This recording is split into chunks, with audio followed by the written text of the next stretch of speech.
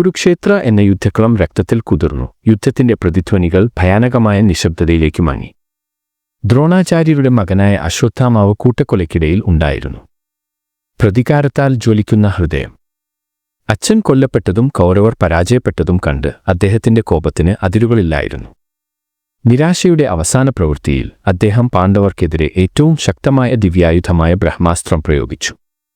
ആകാശം സിന്ദൂരമായി മാറി എല്ലാം നശിപ്പിക്കുമെന്ന് ഭീഷണിപ്പെടുത്തി. എന്നാൽ അത് പ്രഹരിക്കുന്നതിനു മുമ്പ് കൃഷ്ണൻ ഇടപെട്ടു. അദ്ദേഹത്തിന്റെ ദിവ്യശക്തി അതിന്റെ കോപത്തെ നിർവീര്യമാക്കി. അശ്വത്ഥാമാവിന്റെ അശ്രദ്ധമായ പ്രവൃത്തിയിൽ കോപാകുലനായ കൃഷ്ണൻ അവനെ ശാശ്വതമായ കഷ്ടപ്പാടുകൾ കൊണ്ട് ശപിച്ചു. അവന്റെ നെറ്റിയിൽ ഉണങ്ങാത്ത മുറിവുണ്ടാകും. മരണമോ സമാധാനമോ അറിയാതെ അവൻ ഭൂമിയിൽ അലഞ്ഞു നടക്കാൻ വിധിക്കപ്പെടും. നൂറ്റാണ്ടുകൾ കടന്നുപോയി, നാഗരികതകൾ ഉയർന്നുവന്നു. പക്ഷേ അശ്വത്ഥാമാവ് ഒരിക്കലും വാർദ്ധക്യം പ്രാപിച്ചതുമില്ല, മരിച്ചുമില്ല. ഒരിക്കൽ അദ്ദേഹത്തിന്റെ ശക്തമായ രൂപം അലഞ്ഞുതിരിയുന്ന കീറിപ്പറിഞ്ഞ ഒരു രൂപമായി മാറി. കൃഷ്ണന്റെ ശാപത്താൽ മുറിവ് ഇപ്പോഴും ഉണങ്ങാതെ രക്തസ്രാവം ഉണ്ടാകുന്നുണ്ട്. മധ്യപ്രദേശിലെ വനങ്ങളുടെ ആഴങ്ങളിൽ തിളങ്ങുന്ന ചുവന്ന കണ്ണുകളും അസഹനീയമായ ദുർഗന്ധവും ഉള്ള കീറിയ വസ്ത്രങ്ങൾ ധരിച്ച പുരാതന സംസ്കൃത വാക്യങ്ങൾ മന്ത്രിക്കുന്ന ഒരു അപരിചിത മനുഷ്യനെ ഗ്രാമവാസികൾ കണ്ടുമുട്ടിയതായി ഐതിഹ്യങ്ങൾ പറയുന്നു.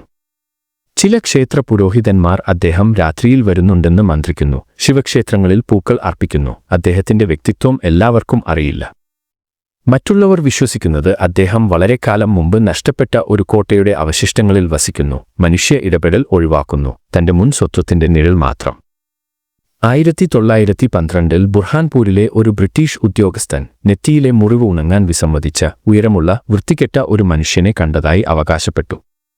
അടുത്തിടെ ഒരു കൂട്ടം ട്രെക്കർമാർ നർമ്മദ നദിക്ക് സമീപം അസാധാരണമായ ഒരു സന്യാസിയെ കണ്ടതായി റിപ്പോർട്ട് ചെയ്തു. ആ സന്യാസിയുടെ തുളയ്ക്കുന്ന നോട്ടം അവരെ ഭയപ്പെടുത്തി. അത് വെറുമൊരു ഇതിഹാസമായിരുന്നു. അതോ അശ്വത്ഥാമാവ് ഇന്നും നമ്മുടെ ഇടയിൽ നടക്കുന്നുണ്ടോ? അവന്റെ ശാപം അവനെ ഈ ലോകവുമായി ബന്ധിപ്പിച്ചിരിക്കുന്നു. പക്ഷേ അവൻ എപ്പോഴെങ്കിലും മോചനം ലഭിക്കുമോ? രക്തസ്രാവമുള്ള നെറ്റിയും പ്രായാധിക്യമില്ലാത്ത സാന്നിധ്യവുമുള്ള ഒരു അപരിചിതനെ നിങ്ങൾ എപ്പോഴെങ്കിലും കണ്ടുമുട്ടിയാൽ സൂക്ഷിക്കുക. മഹാഭാരതത്തിലെ അമർത്യ യോദ്ധാവിനെ നിങ്ങൾ ഇപ്പോൾ കണ്ടുമുട്ടിയിരിക്കാം. അശ്വത്ഥാമാവ് ഇപ്പോഴും ഭൂമിയിൽ ചുറ്റിത്തിരിയുന്നുണ്ടെന്ന് നിങ്ങൾ വിശ്വസിക്കുന്നുണ്ടോ? അഭിപ്രായങ്ങൾ കമന്റ് ചെയ്യുക.